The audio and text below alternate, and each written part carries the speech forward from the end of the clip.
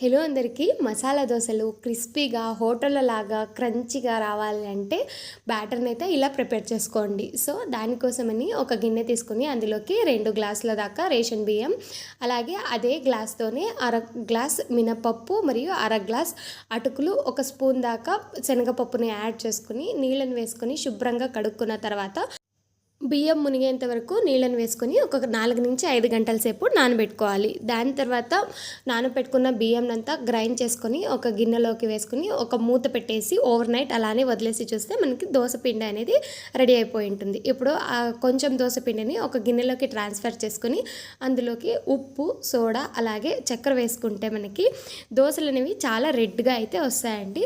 కొద్దిగా వాటర్ని కూడా యాడ్ చేసుకొని ఈ కన్సిస్టెన్సీ వచ్చేలాగైతే దోశ బ్యాటర్ని అయితే ప్రిపేర్ చేసుకోండి.